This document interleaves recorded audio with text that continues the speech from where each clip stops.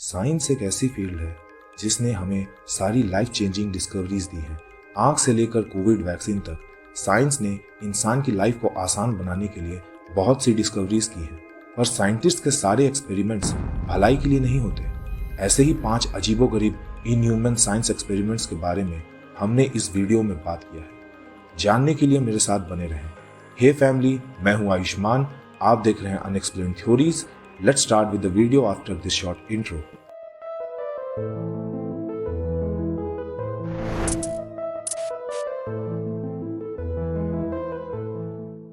सोचिए, अगर आप लोगों के माइंड को कंट्रोल कर सकते तो लाइफ कितनी आसान हो जाती। ये सोच जितना सुहाना है, इस सोच के पीछे की कहानी उतनी ही भयानक। लोगों के दिमाग को कंट्रोल कर पाने की तलाश में अमेरिकन लोगों ने पास्ट में बहुत ही भयानक एक्सपेरिमेंट्स किए हैं। ये बात है 1950s की, जब कोरिया ने ब्रेन वॉश करने का तरीका इजाद कर लिया था। इसके तोड़ में CIA ने गवर्नमेंट के ऑर्डर पर माइंड कंट्रोल सीरम बनाने का फैसला लिया। इसके लिए उनका टेस्ट सब्जेक्ट ढूंढने का तरीका भी बहुत ही अटपटा था और ये इलीगल भी था।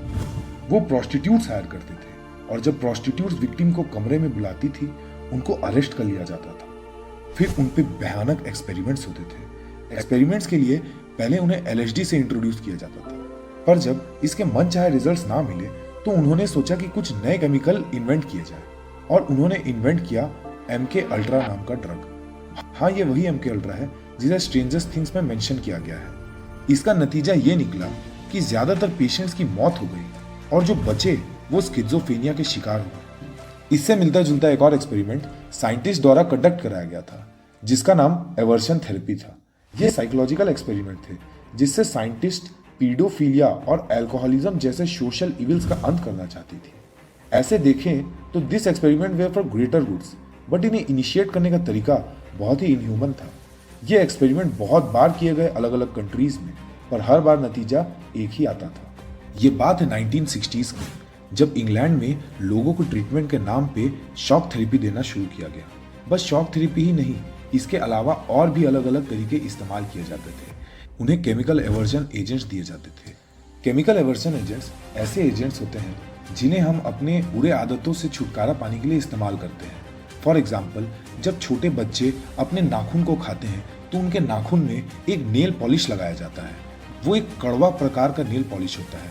That is a kind of chemical aversion agent. हमें जो केमिकल एवर्जन एजेंट दिए जाते हैं वो बहुत ही माइल्ड होते हैं, पर इनको जो केमिकल एवर्जन एजेंट दिए जाने लगे ये बहुत ही हार्ड होते थे। ये केमिकल एवर्जन एजेंट्स उनके ड्रिंक्स में डाला जाता था और जब वो अल्कोहलिक वो ड्रिंक्स पीते थे तो उन्हें लगता था कि उनके शरीर से जान निकल रही है। ऐसे खतरनाक एक्सपेरिमेंट्स किए जाते थे फ्रेंड्स। नौजिया लाने वाले ड्रग्स का भी इस्तेमाल बहुत ज़्यादा होता था। जब इन सब से बात नहीं बनी तो they started introducing them to their phobias. In other words, उनको उनके डर से रूबरू कराया गया। इसके कारण बहुत से पेशेंट्स साइकोलॉजिकली इम्पेयर्ड हो गए। ऐसे रिजल्ट्स देखते हुए वहाँ बहुत दंगे होने लगे। इसे UN द्वारा वायलेशन ऑफ ह्यूमन राइट्स के तहत बैन करवा दिया गया। पर क्या आज भी ऐसे एक्सपेरिमेंट्स होते होंगे फ्रेंड्स? आपको क्या लगता है? कमेंट्स में ज़रूर बताएं और मेरे ओपिनियन के लिए कुछ वीडियो का इंतज़ार करें। ये एक्सपेरिमेंट सुन के आपको ये लगा होगा कि इतने भी बुरे तो नहीं थे ये एक्सपेरिमेंट्स। अब ये जो अगला एक्सपेरिमेंट है, इसके बारे में सुनकर आपके पैरों तले ज़मीन खिसक जाएगी। ये इतिहास का वो डरावना हिस्सा है जिसके बारे में बहुत कम ही लोग जानते हैं। इन सब डेटास को कलेक्ट करने में मुझे थोड़ा समय लग गया, इसीलिए वीडियो आने में थोड़ा विलम्ब हुआ। आई एम सॉरी गाइस, इसके लिए मुझे माफ़ करें। Back to the story. Japan के लोग आज जितने भी शांत और समझदार हैं, पास्ट में वो उतने ही भयानक और नासमझ थे। ये बात है वर्ल्ड वॉर 2 की, जब जापान ने चाइना को कैप्चर कर लिया था। शिनो इशी ये एक साइंटिस्ट ही नहीं, एक आर्मी जनरल भी थे। शिनो इशी के अंडर चाइनीज और मंगोल्स पे अलग अलग रिसर्च किए गए। टेस्ट के लिए वायरस का इस्तेमाल किया जाता है। As you know friends, virus body को होश बनाती है। अनलाइक बैक्टीरिया, जैसे बैक्टीरिया का दवाई से तो इलाज किया जा सकता है, पर वायरस का नहीं किया जा सकता। उसके लिए हमें एंटीवायरस ही लेना पड़ता है। इसीलिए वो ऐसे टेस्ट करते थे ह्यूमन सब्जेक्ट्स पे। Extreme cold and heat chambers में डाला जाता था लोगों को। वैक्यूम चेम्बर तक का इस्तेमाल होता था फ्रेंड्स। STDs के ऊपर भी रिसर्च होती थी। इसके लिए मेल में STD इंजेक्ट किया जाता था और उसे फोर्सफुली इंटीमेट होने कहा जाता था, और अगर वो ना बोल दे तो उसी क्षण उसे मार दिया जाता था।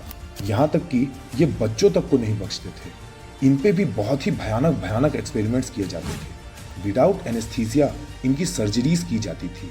ईसोफेगस को निकालकर इंटेस्टाइन में जोड़ दिया जाता था। 2 लोगों को एक दूसरे के साथ सिलाई कर दिया जाता था। ऐसे भयानक भयानक एक्सपेरिमेंट्स होते थे जिनके बारे में आप सोच भी नहीं सकते फ्रेंड्स।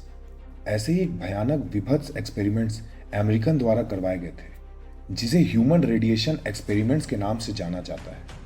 ये कोल्ड वॉर के एरा की बात है, जब अपने देश को ऊंचा दिखाने और ग्लोबल पावर बनने की दौड़ में रशिया और यूएस कुछ भी कर सकते थे।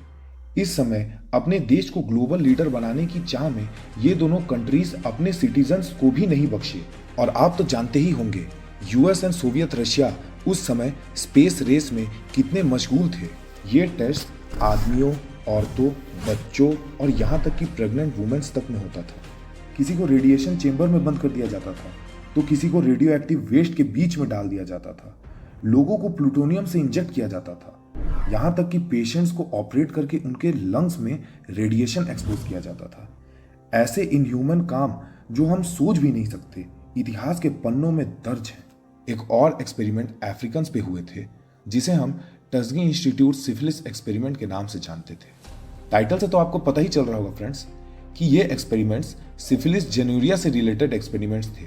जिन्हें नहीं पता, सिफिलिस जेनूरिया एक टाइप का सेक्सुअली ट्रांसमिटेड डिजीज है, जिसका ट्रीटमेंट ना हो तो अंजाम बहुत बुरा होता है। ये टेस्ट 1932 से 1937 के बीच में यूएस पब्लिक हेल्थ सर्विस के द्वारा कंडक्ट करवाए गए थे। इसमें इनके पार्टनर थे टस्गी इंस्टीट्यूट। इन टेस्ट में एलाबामा के अफ्रीकन अमेरिकन लोगों में सिफिलिस इंजेक्ट किया जाता था और उन्हें नॉर्मल लाइफस्टाइल में रहने दिया जाता था। इसमें 600 मेंस पे एक्सपेरिमेंट हुए, जिसमें से 399 पर सिफिलिस जेनूरिया इंजेक्ट किया गया था। 1940s में सिफिलिस के क्योर आ जाने पर भी इन्हें इनका ट्रीटमेंट नहीं मिला। टेस्ट में पाया गया कि पहले लोगों के प्राइवेट एरियाज में इन्फेक्शन होती है और धीरे धीरे पूरे बॉडी में दाग पड़ने लगती है। लास्ट स्टेज में चेहरे और सर के पीसे सड़ कर बाहर निकलने लगते हैं। इन टेस्ट में 128 लोगों ने अपनी जान गंवाई। नवंबर 1972 को इस प्रोग्राम को टर्मिनेट कर दिया गया। सोचिए फ्रेंड्स, ऐसे इनह्यूमन एक्सपेरिमेंट्स हमारे पास्ट से रिलेटेड हैं। ऐसे ही कुछ अनसुने और अनकहे थ्योरीज को जानने के लिए मेरे साथ बने रहें। Signing off. Please like, share and subscribe to unexplained theories.